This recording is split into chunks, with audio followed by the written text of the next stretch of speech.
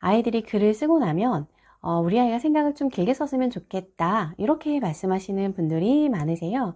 근데 아이들이 5줄, 10줄을 생각과 느낌으로 채우는 경우는 별로 없습니다. 어떻게 쓸지 모르다 보니까 길게 쓰라고 하면 진짜 재밌었다, 매우 재밌었다 이렇게 약간 말장난처럼 해놓는 경우들이 있어요.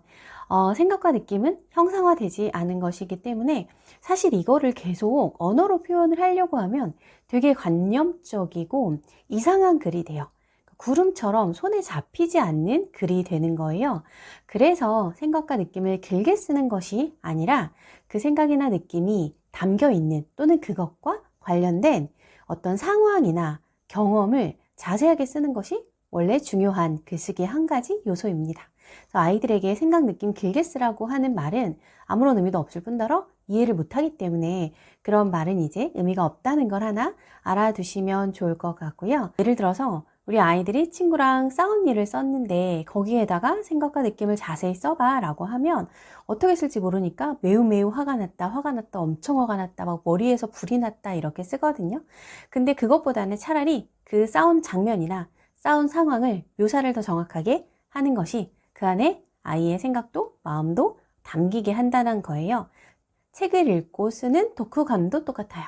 독후감의 경우도 내용 잔뜩 써놓고 막 생각 느낌을 덧붙여봐 라고 하면은 아이들이 어떻게 할 줄 모르거든요. 차라리 그 책을 읽고 그 책과 비슷했던 경험을 떠올려서 쓰는 게 훨씬 더 좋습니다. 경험을 쭉 정리한 다음에 내가 읽은 책에서도 이런 이야기가 나왔는데 그래서 어떻다 이렇게 하는 게 훨씬 더 현실적인 글쓰기입니다. 그런데 제가 이제 말씀드리려고 하는 건 요것 넘어서의 그 다음에 글쓰기인데요. 사실 제가 지금 말씀드린 것도 저학년에 좀 국한되는 거고요. 우리가 글쓰기 할 때 진짜 필요한 거는 생각과 느낌을 길게 쓰는 것이 아니라 첫 번째는 독해력이 필요하고요. 그 다음에 배경 지식이 필요하고요. 자료를 활용하는 능력과 요약 능력이 필요해요. 자, 우리가 글쓰기를 좀 잘했으면 좋겠다라거나 글쓰기가 필요하다라고 이야기할 때 그 글쓰기가 어떤 것인지 생각해 보면 답이 나와요.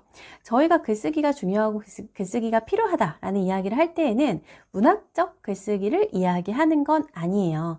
우리 아이들이 시나 소설을 써서 작가가 되려고 하는 것이 아니라 아이들 학업 과정에서 또는 나중에 직장에 들어가서 또는 자기 일을 하는 자기 컨텐츠를 생산하는 사람이 되어서도 그때 많은 글쓰기가 필요한데 그런 글들은 대부분 다 비문학 글쓰기예요. 감정이나 느낌이나 어떤 사유를 담는 그런 글을 쓰는 사람도 물론 있지만 일반적으로 이야기할 때에는 비문학 글쓰기를 이야기를 하는 거거든요.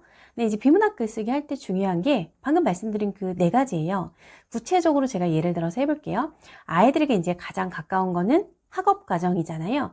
사실 초등에서는 그렇게 막 엄청나게 긴 글을 쓰고 이러지 않기 때문에 부모님들이 이제 잘 느끼지는 못하실 텐데 중고등만 올라가도 아이들이 쓸 게 되게 많이 늘어나거든요. 예를 들어서 자기의 의견을 쓰는 글이라고 해볼게요. 뭐 촉법 소년 폐지에 대해서 쓴다고 했을 때 이때 필요한 게 뭘까요? 촉법 소년이 뭔지에 대한 배경 지식이 필요하고요. 촉법 소년에 대해 어떤 논의가 있었는지 자료를 찾아서 읽고 이해하는 독해력이 필요하고요. 또 그 자료를 찾는 것도 하나의 능력이거든요. 그 필요한 자료를 꺼내는 자료 활용 능력도 필요하고요. 진짜 중요한 건 읽은 걸 그대로 쓰는 게 아니라 나의 언어로 바꿔서 다시 좀 서술을 해나가는 요약 능력이 필요해요. 그리고 저희가 거기에다가 분명히 자기 의견도 넣을 거잖아요. 근데 여기에서 얘기하는 의견이 이 세상에 전혀 없는 매우 창조적인 게 사실은 아니거든요. 특히 논술쓰기에서는 이미 논의가 많이 오가고 있는 것들, 양측의 입장에서 자기 입장을 정해서 그거를 조금 자기식의 표현대로 바꾸는 거예요. 생각보다 그렇게 완전히 창의적인 자기 논리는 필요하지 않아요. 결국에 그래서 그때도 중요한 게 글을 읽고 이해하고 자기 말로 풀어내는 능력이거든요. 의견 글쓰기를 제가 말씀드렸는데 또 다른 예로 뭐 자료를 찾아서 조사해서 쓰는, 예를 들어서 뭐 안중근의 일대기를 조사해서 써와라, 이런 글 같은 것도 나중에 학업 과정에서 많이 나오거든요. 안중근의 일대기를 조사해서 쓰려면 뭐가 필요할까요? 책을 찾아봐야 돼요. 책 찾는 것도 자료 활용 능력이고요. 그리고 자기가 읽을 만한 책을 찾는 것도 자료 활용 능력이에요. 긴 글을 읽고 일대기를 정리하려면 독해력이 당연히 필요하고요.